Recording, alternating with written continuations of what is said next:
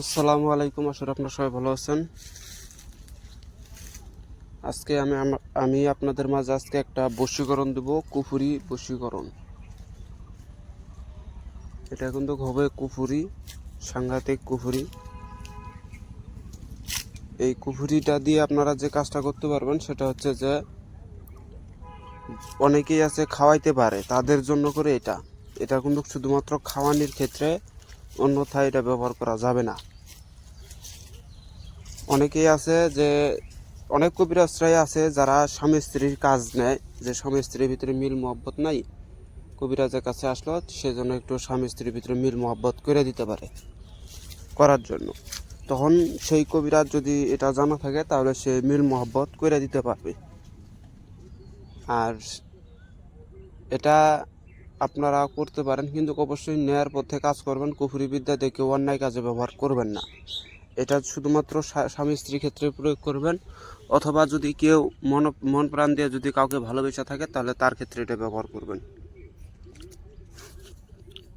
এটা কিন্তু খাওয়ানোর মাধ্যমে সর্বপ্রথম আপনারা মন্ত্রটাকে 108 বার শনিবার অথবা মঙ্গলবারের দিন, সব থেকে ভালো হচ্ছে অমাবস্যা রাত্রেবেলা 108 বার জপ করে নেবেন। আগরবাতি মোমবাতি জ্বালায়া দক্ষিণ দিকে মুখ করবেন, অথবা মানে 3-4 দিকে মুখ করতে পারেন, সমস্যা নাই। আল্লাহ সর্বদিকেই আছে, ওই ভগবানও সর্বদিকেই আছে, যত দেব দেবতা যত কিছুই বলে ওরা সর্বদিকেই আছে।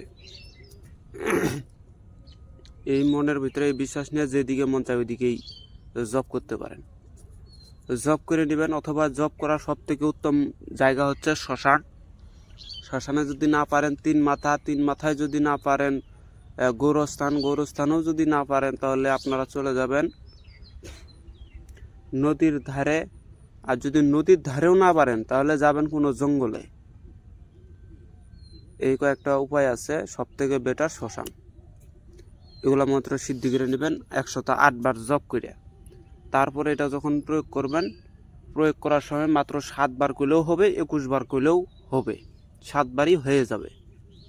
তো এটা প্রয়োগ করার নিয়ম হচ্ছে, সর্বপ্রথম যদি ওই ব্যক্তিকে যেটা খাওয়াইতে পারবেন, যেমন ধরেন পান, মিষ্টি, পানি, ভাত, এগুলোর মাধ্যমে, সুপারি, এগুলোর মাধ্যমে আপনারা কাজটা করে দিতে পারবেন।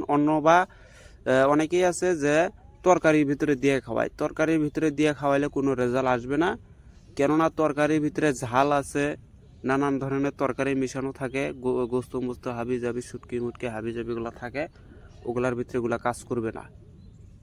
তরকারি বাদে এক কথা তিতা খাদ্য, তিতা এবং ঝাল বাদে মিষ্টির ভিতরে খাওয়াবেন, অথবা সাদা সিধা কোনো খাবারের মধ্যে খাওয়াবেন, 100% কাজ করবে। মন্ত্রটা আমি বলতেছি, আপনারা শুনবেন।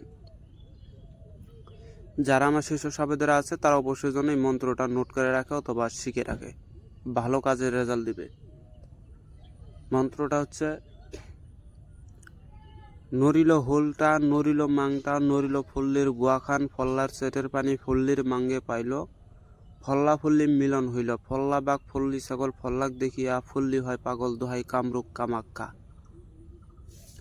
আবারও বলতেছি, নরিল হোলটা নরিল মাংটা নরিল ফল্লির গুয়াখান, ফল্লার সেটের পানি ফল্লির মাঙ্গে পাইল, ফল্লা ফল্লির মিলন হইল, ফল্লা বাঘ ফল্লি ছাগল, ফল্লাক দেখিয়া ফল্লি হয় পাগল, দোহাই কামরূপ কামাখ্যা। এটা আপনারা সর্বপ্রথম যদি পানের মধ্যে খাওয়ান, তাহলে পানের মধ্যে যে ব্যক্তি যাকে বশীভূত করবে, যে ব্যক্তি আগে আপনার কাছে কাজটা নিয়ে আসছে, সেই ব্যক্তির বাম হাতের কানি আঙ্গুলের